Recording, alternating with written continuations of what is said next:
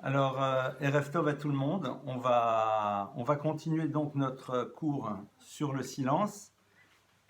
La semaine dernière, on s'était arrêté sur les éléments de silence lorsque l'on est confronté à un monde d'agression, d'accord?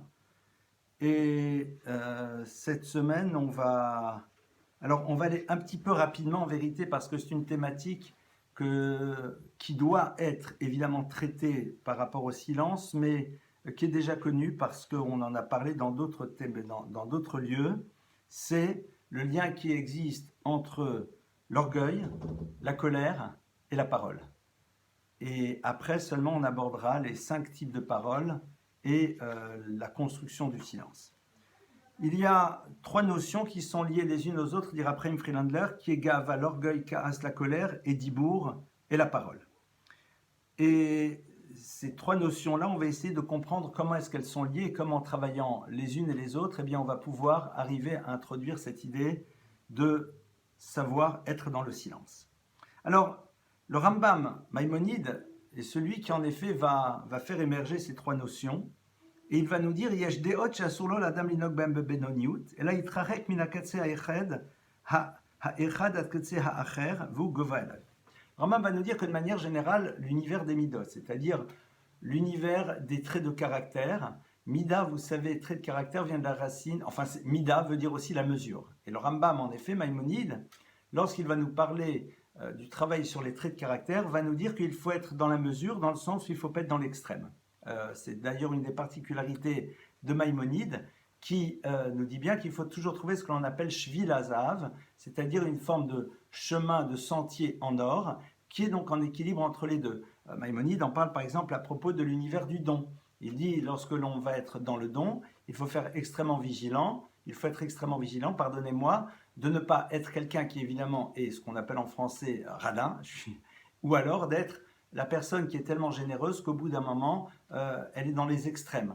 Et ce par rapport à plusieurs midotes. Mais, Maïmonide va nous dire, il y a des midotes, il y a des traits de caractère dans lesquels, eh bien, il faut aller d'une extrême à l'autre. Et il dit le premier, c'est quoi Hugo Valev? C'est l'univers de l'orgueil. Il dit, ici, il va falloir ne pas être dans l'univers des intermédiaires. Pourquoi? Parce que imani kan akol kan. Kahu b'chol adam v'adam kol echad behetem lemadrigato b'prinat mesuyemet imani kan akol kan. Il faut savoir que l'orgueil est quelque chose qui, dans un cadre, a du sens. Mais l'orgueil dont on parle, duquel il faut s'écarter, celui-là n'a aucune raison d'être dans notre existence. Alors d'abord, on va commencer à réfléchir à ce que Hillel avait donné comme enseignement qui peut paraître très très surprenant.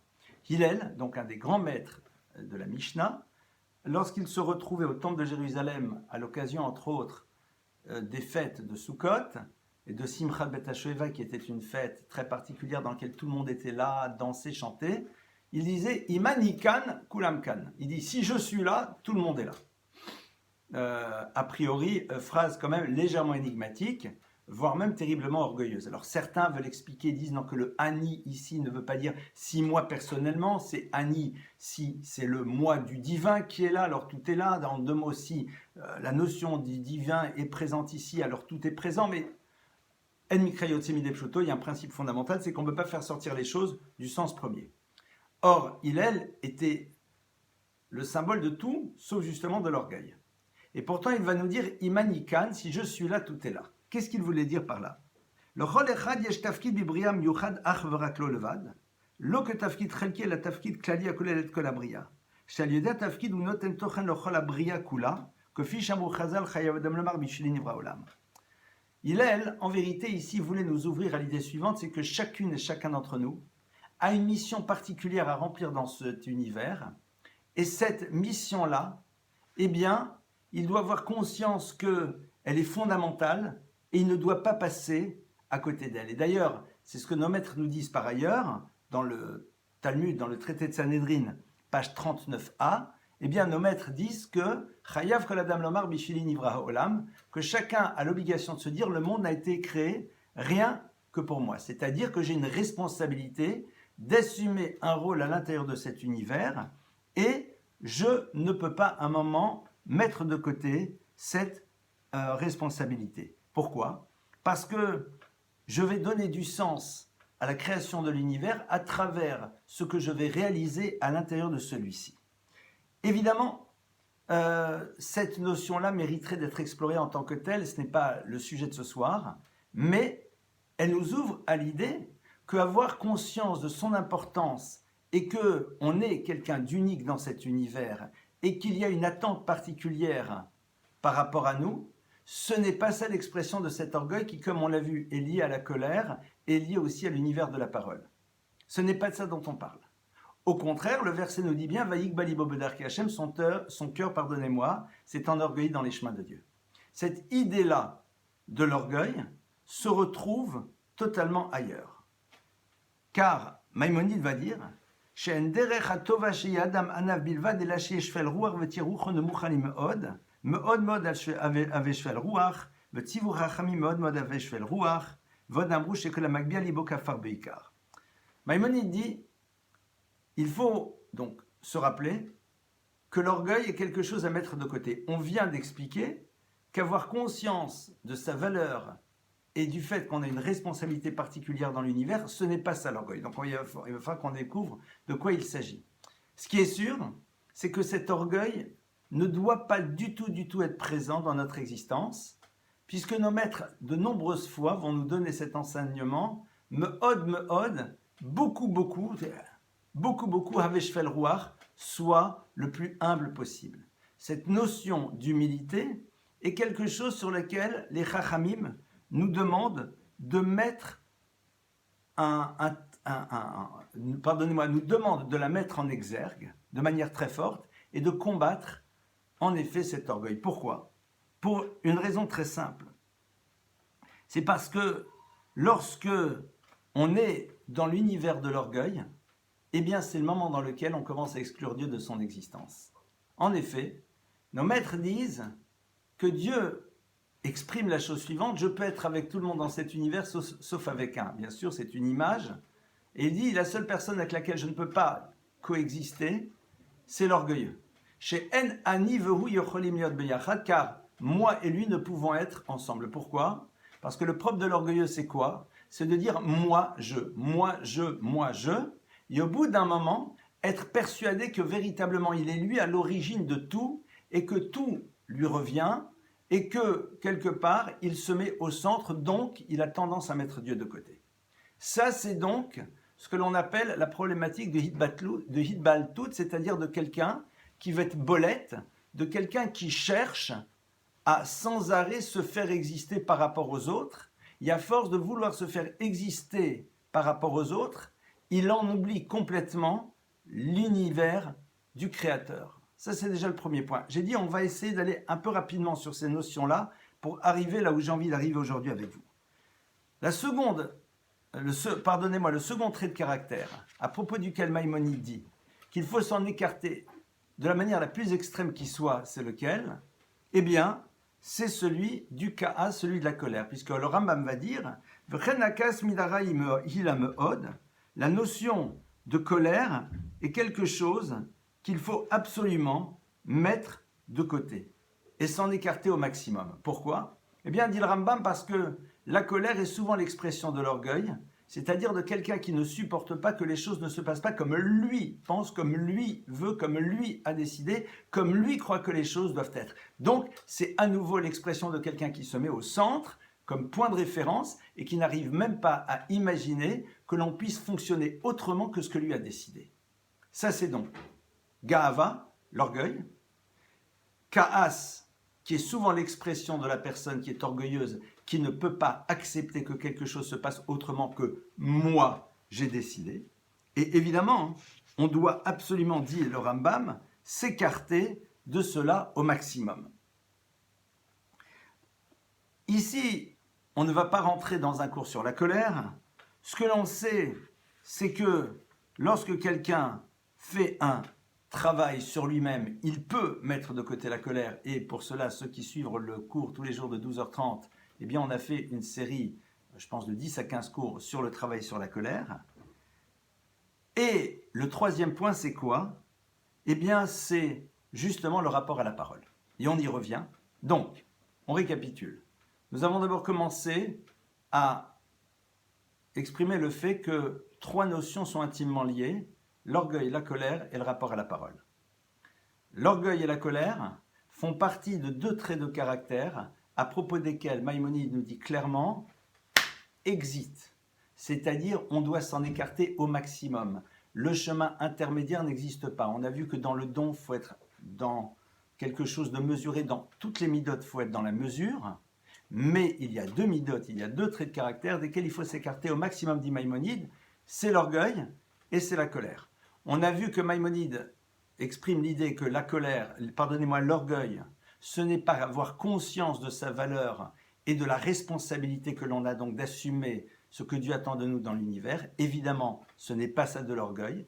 Avoir conscience qu'on a une valeur et que l'on attend quelque chose de nous au regard des capacités qui sont les nôtres et vouloir l'assumer et le faire exister et donner donc du sens à l'univers et à notre vie, ça, ce n'est pas de l'orgueil. L'orgueil, c'est quand l'individu se dit « moi, je », et se prend comme référence absolue dans tous les domaines, et son « moi, je » est l'élément qui, au bout d'un moment, met de côté le « moi » de Dieu, et c'est la catastrophe. La colère, c'est le même principe, c'est la personne qui se met au centre, moi, je suis référence, et pour moi, il est inacceptable que l'on fasse autrement que ce que j'ai décidé, que ce que j'ai pensé, que ce que j'ai dit, et donc la colère est souvent, dans l'immense majorité des cas, l'expression d'une forme d'orgueil très fort qui habite l'individu. Maintenant, on en arrive à la parole, et on va voir un petit peu qu'est-ce que fait l'univers de la parole à l'intérieur de cela, et donc nous allons rejoindre évidemment notre travail sur la découverte de la place du silence à l'intérieur de la Torah. Amrou, alors, pardonnez-moi, je me suis trompé de page, et le Rambam continue, et va nous dire la chose suivante: le Olam Yarbe Adam Bishtika. Le Olam, eh bien toujours, Yarbe Adam Bishtika, l'homme devra maximaliser, je ne sais pas si le mot est bon, je vais le dire, maximaliser son silence. Et il ne devra parler que de choses sages et intelligentes, ou alors de tout ce qui lui est nécessaire au quotidien. Et même en ce qui concerne sa vie quotidienne très concrète, ne pas être trop dans la parole. Et comme on l'a vu, velo matzati lagouf, et je n'ai pas trouvé de mieux pour le corps et la shtika que le silence. Qu'est-ce qu'il veut dire? Le Rambam Maïmonide, dira Chaim Friedlander, fait juxtaposer et coexister l'importance du silence et, de facto donc, la vigilance par rapport à la parole, à côté de l'orgueil et de la colère. Pourquoi? Kevan sheyesh kesher ben kol hamidot haelu, comme il va le dire, parce qu'il a un lien très fort entre toutes ces dimensions-là. Comment cela? Haga'ava va'kas hem tofaot hamushrashot beteva adam. Il faut savoir que l'orgueil et la colère, c'est donc des dimensions, ce sont, pardonnez-moi, des dimensions qui sont là et qui, au fond, nous font exister face aux autres. La colère, c'est l'expression d'une violence, d'une non-acceptation de ce qui se passe, qui ne nous plaît pas, etc. L'orgueil, c'est le moi-je personnellement qui émerge dans toute sa splendeur. Kargam Adibur Shorshomud Baba Adam, eh bien, il en est de même au niveau de la parole. Pourquoi? Parce que l'individu, souvent, à travers sa parole, a envie de se faire exister. Chez Margish Torech le Daber Bifnacherim, parce que quand on est face aux autres, on a envie de parler pour que les autres nous remarquent et voient qu'on existe. Et donc, quelque part, nous sommes ici dans une problématique dans laquelle c'est le moi qui veut être présent face aux autres. Et donc, ce désir de se faire exister, d'être identifié face aux autres, est l'expression de l'orgueil qui, à un moment, peut nous amener à penser qu'on devient nous-mêmes référence avec l'univers et la problématique de la colère. Donc ce qu'on voit ici, et c'est là où je voulais arriver, c'est que la parole est avant tout un lieu dans lequel on peut faire émerger son désir de se faire exister. Et lorsque l'on rentre dans ce désir de se faire exister, on commence à flirter avec des midotes, des traits de caractère qui sont extrêmement dangereux et vraiment toxiques, qui sont l'orgueil et la colère. Néanmoins, on va le voir, je ne sais pas si c'est aujourd'hui ou la semaine prochaine, que la Torah insiste sur le fait que le propre de l'humain, c'est la parole. Donc on se retrouve un petit peu dans cette problématique, avec d'un côté l'émergence de l'humain via la parole, qui est l'élément qui le caractérise, et en même temps, cette nécessité de réduire cette parole, qui pourrait être racine de cet orgueil, et donc derrière cela, de l'univers de la colère. Le Rambam nous dit donc, nous allons devoir travailler pour apprendre à être dans le silence, c'est-à-dire à n'avoir une parole qui n'est pas là pour se faire exister, mais qui va servir à, et c'est là où il va falloir qu'on y réfléchisse. Rappelons-nous ce que nous avions vu, je ne sais pas si c'est la semaine dernière ou la semaine précédente, que même dans une parole de Torah, le danger de vouloir se faire exister à travers les mots que l'on prononce est bien présent. Donc derrière l'univers du silence se joue quelque chose de très fort.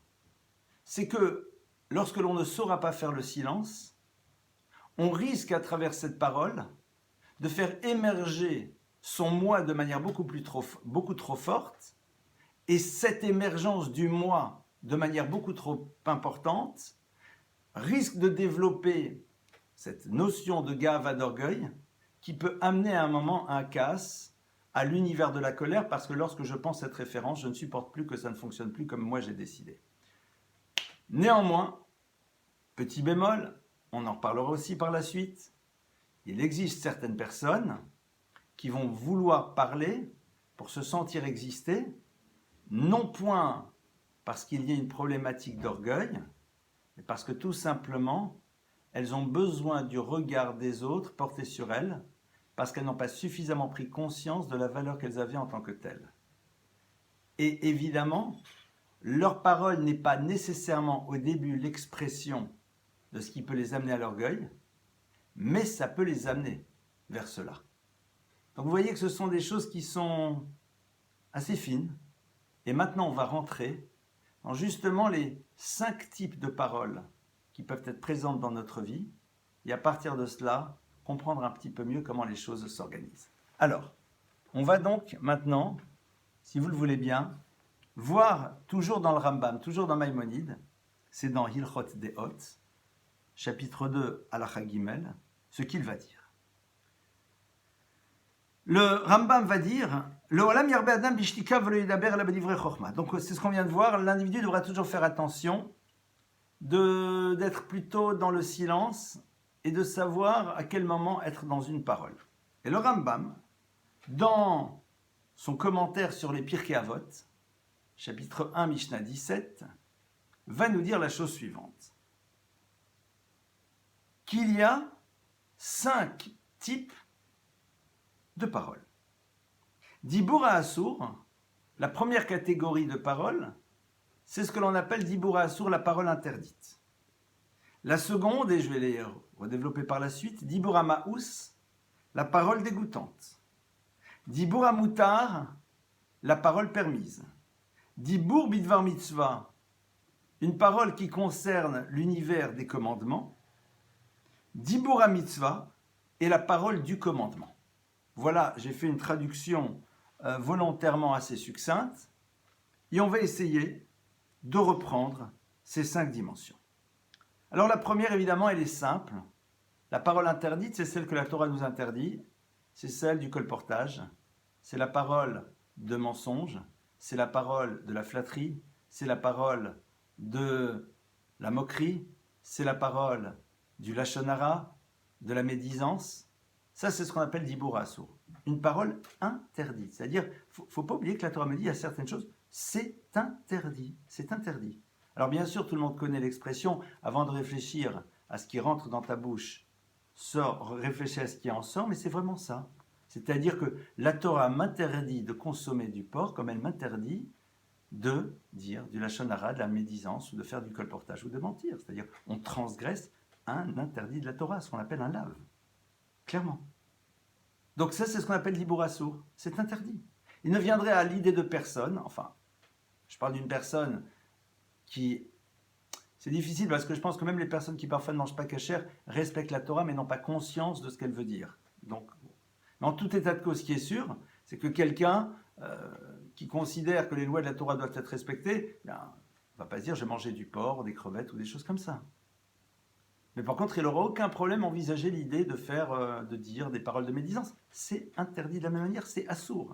C'est pas, ça se fait pas, c'est honteux, tu te rends compte, non, voilà, si on est dans le truc un peu, voilà, carré, permis, interdit, c'est interdit, point. Monsieur le rabbin, on peut? Non. Pourquoi? La Torah te l'interdit.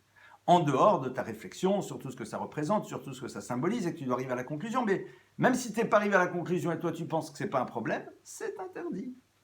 Donc c'est ce qu'on appelle dibour assour. C'est pas permis. Point. Première catégorie. Seconde catégorie, dibour amaous, et c'est intéressant ce que la Rambam nous dit, on en avait déjà parlé, la parole dégoûtante. Vous vous rappelez, on en a parlé, il me semble, la semaine dernière. Dibour amaous, la parole dégoûtante, c'est utiliser un vocabulaire dégoûtant. Utiliser des mots, un dictionnaire, dans lequel on parle de manière sale, de manière basse, de manière petite. Et c'est intéressant de voir que, eh bien, la Torah nous demande d'utiliser un langage raffiné, un langage correct. Et on en a longuement parlé la semaine dernière, donc je ne vais pas revenir de nouveau là-dessus, mais ça c'est le deuxième niveau de parole. La parole maous, la parole dégoûtante. Et puis après la troisième, et c'est à partir de là on va commencer un petit peu à réfléchir, enfin sur les deux premières aussi on peut réfléchir, dibour amoutar, la parole qui t'est permise. Intéressant ce terme de moutard, de permis. C'est-à-dire, tu as le droit de parler de cette manière. Tu as le droit de parler ici. Enfin, j'ai le droit de parler. Quoi, j'ai le droit de parler? Et là, c'est intéressant, il va dire Mekar ou Memkar. De tout ce qui concerne l'univers de l'économie. Alors, évidemment, ce n'est pas juste parler business. Mekar ou Memkar, c'est tout ce qui te permet d'être dans un monde de transactions, c'est-à-dire dans l'univers dans lequel il se doit d'y avoir un échange. Un univers dans lequel il se doit d'y avoir un échange. Alors évidemment, dans l'univers du commerce, on se doit d'échanger. Dans l'univers de la famille, on se doit d'échanger. Dans l'univers de la relation aux autres, on se doit d'échanger. Mais un échange qui est là et qui fait que l'on construit quelque chose. Mais car ou même car, c'est quoi?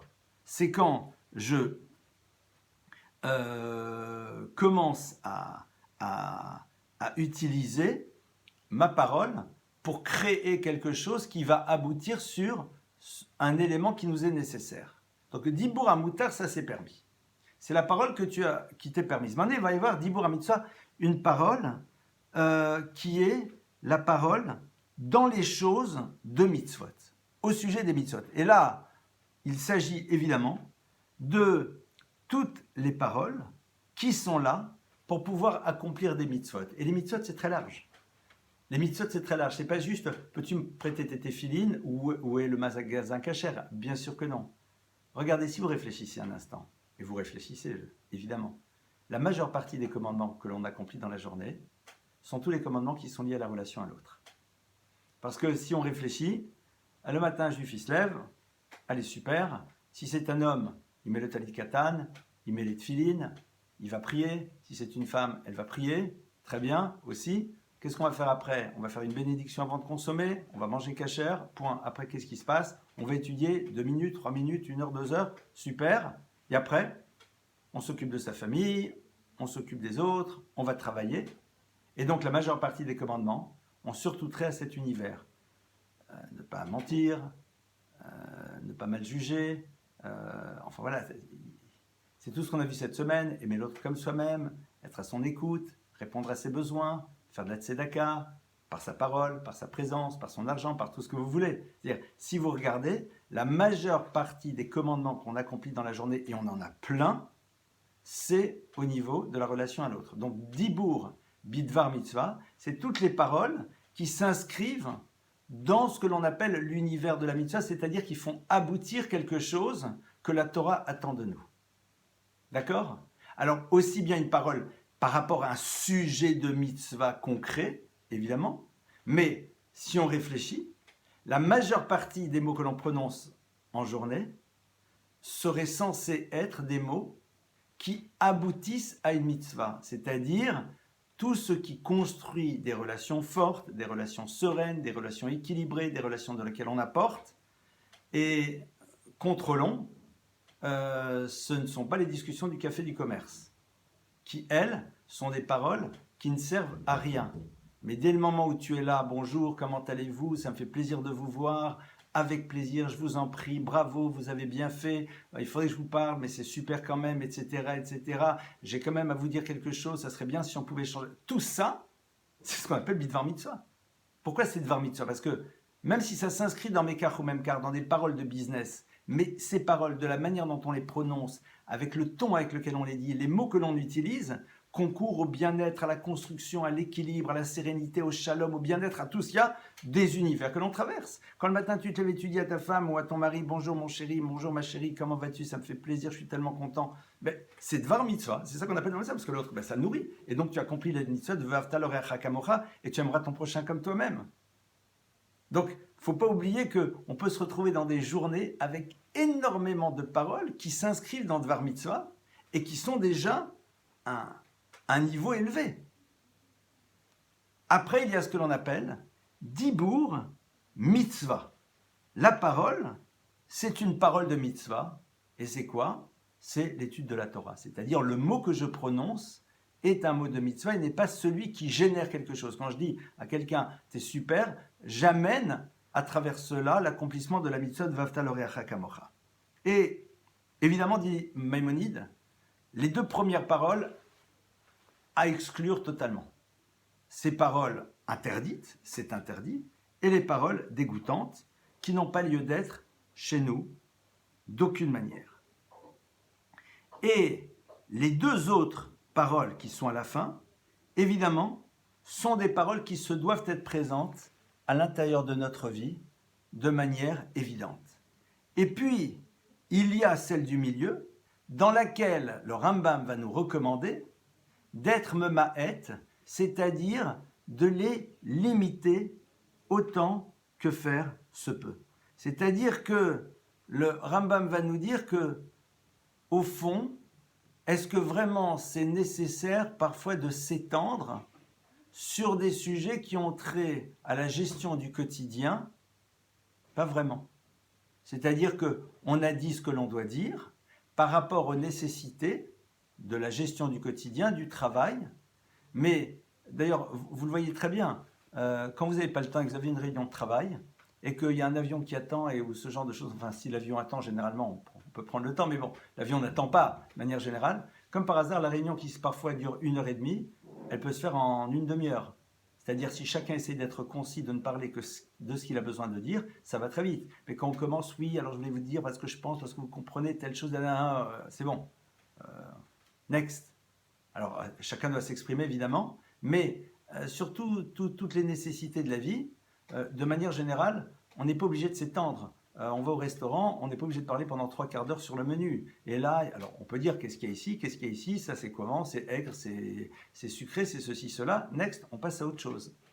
Il ne s'agit pas de jeter, mais il s'agit tout simplement de ne pas s'étendre sur ce que j'appellerais les conversations du café du commerce. Tu as envie de savoir ce qui se passe dans le monde, il n'y a aucun problème. Je me rappelle, un de mes maîtres, eh bien, régulièrement, demandait à une personne, je me rappelle, c'était un médecin, quelqu'un d'adorable, il venait chez lui pour étudier, puis parfois ce maître lui disait, après, à un moment T, il dit, raconte-moi ce qui se passe actuellement. Il voulait savoir ce qui se passait.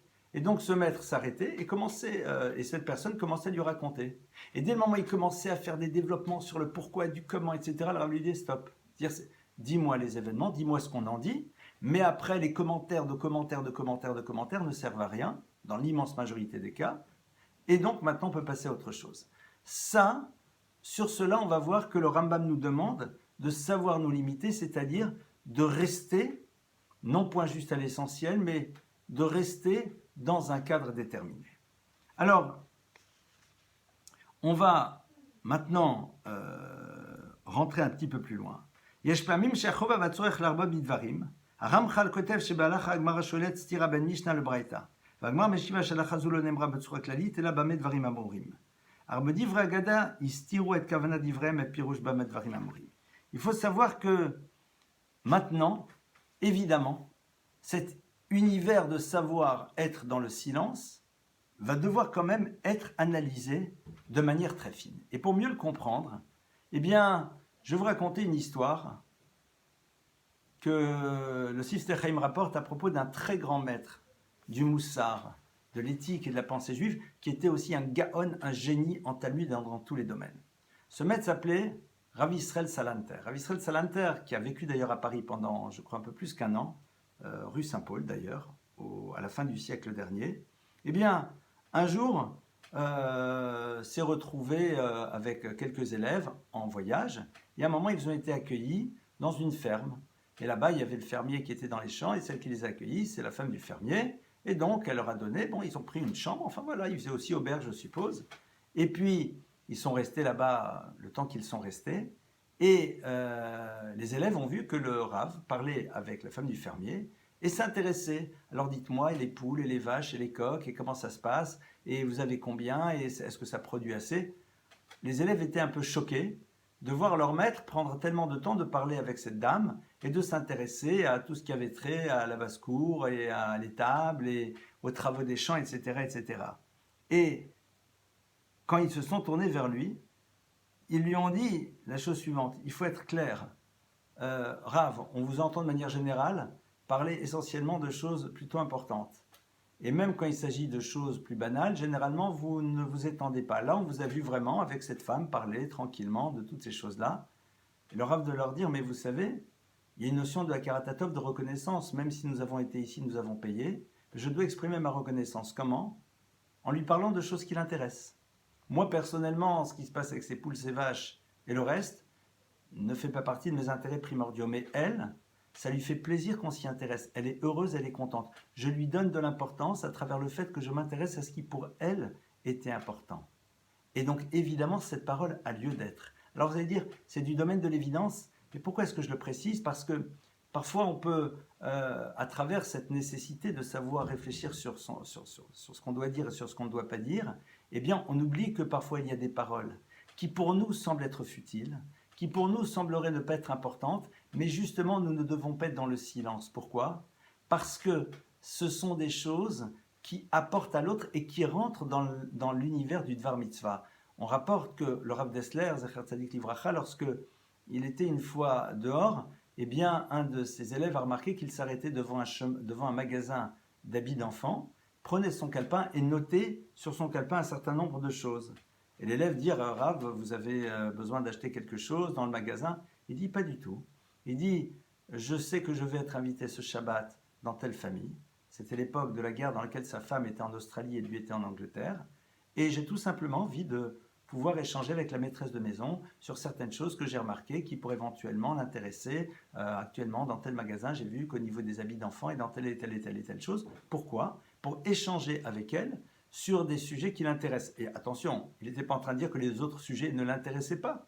Mais une femme qui s'occupe de sa famille, elle s'occupe d'habiller les enfants, elle s'occupe de chercher les choses. C'est la réalité dans l'immense majorité des cas.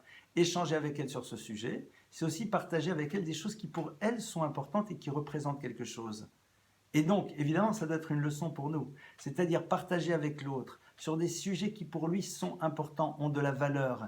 Et donc, à travers cela, lui donner de la valeur et de l'importance, surtout s'il en a besoin, et a fortiori, si on doit exprimer sa reconnaissance par rapport à cette personne, rentre dans l'univers d'une parole qui se doit d'être.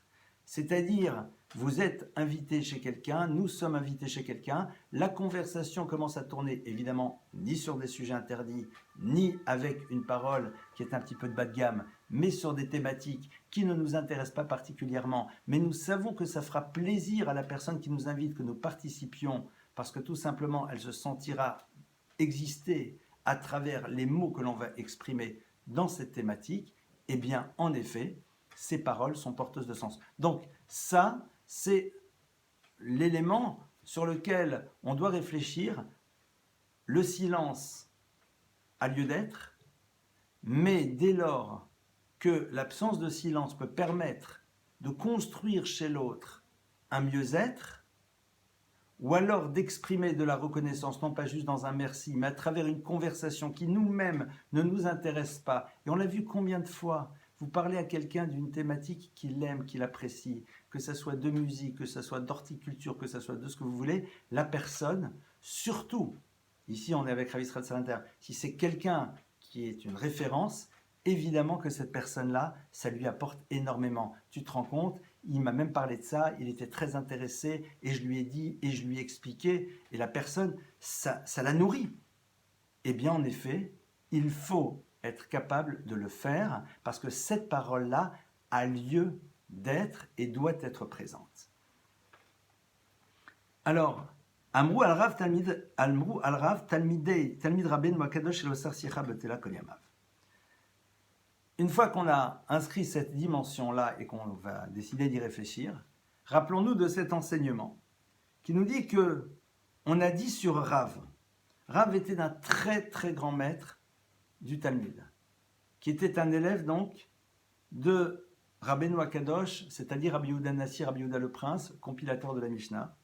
On a dit à son sujet, Shelo Sar Sicha Betela Kol Yamav, que de toute sa vie, il n'a pas eu une parole et une conversation futile. Alors, ça veut dire quoi? Ça veut dire quoi?